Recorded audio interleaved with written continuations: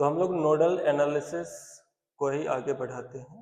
अब एक क्वेश्चन है तो पिछले साल नीट में भी पूछा गया था। ऐसे तो देखो हम लोग इसको सीरीज पैरेलल से सॉल्व कर सकते हैं, पर मैंने बोला था कि नोडल एनालिसिस से हम किसी भी सर्किट को सॉल्व कर सकते हैं। एक जनरल मेथड है।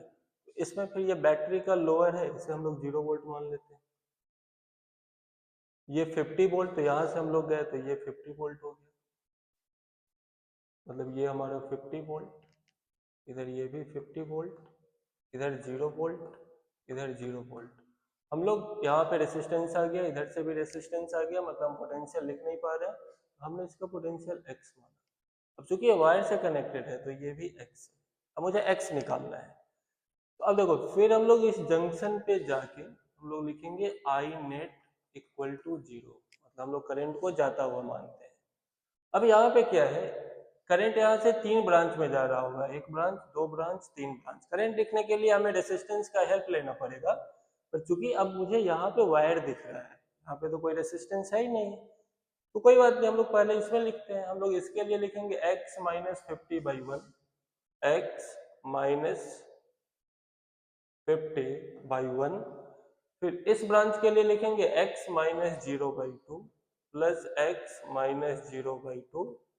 फिर हम लोग मिडिल ब्रांच में आए, यहाँ पे कोई भी रेसिस्टेंस नहीं दिख रहा है, तो इसे पकड़ के तुम आगे की तरफ चलो, ठीक है। इधर से जो भी करंट आया होगा वो फिर दो ही रास्ते में गया होगा। तो हमें तब तक चलना है जब तक कि हम लोग इस ब्रांच का करंट नहीं लिख पाए। तो हमें यहाँ पे कोई रेसिस्टेंस नहीं था, तो हम लोग आगे की तरफ बढ़े, आगे की तरफ बढ़े, आगे की तरफ बढ़े। फिर हम देखे कि इधर से जो करंट आया होगा उसके जाने के दो ही रास्ते हैं, इधर वाला करंट इक्वल टू ये करंट प्लस ये करंट, तो हम लोग इसमें लिख दिए और हमेशा करंट को जाता हुआ मान रहे हैं। तो इसके लिए लिखेंगे x माइनस 50/3, तो plus x minus 50/3 plus x minus 0/4 equal to 0।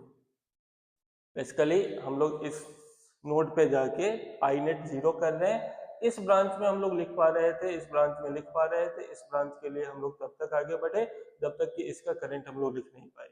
इसमें जो भी करंट आ रहा होगा वो इसमें गया होगा और 4 में गया होगा। अब इसे हम लोग सॉल्व करते हैं। इसका एलसीएम आ गया 12, यह आ जाएगा 12x minus 600 plus 6x plus 4x minus 200 plus 3x equal to 0।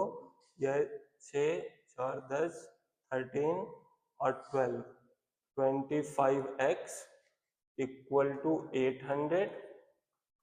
x आया 800/25, 32 वोल्ट। जैसे ही हमें 32 वोल्ट ये x पता चल गया, देखो ये हमारा आ गया 32 वोल्ट।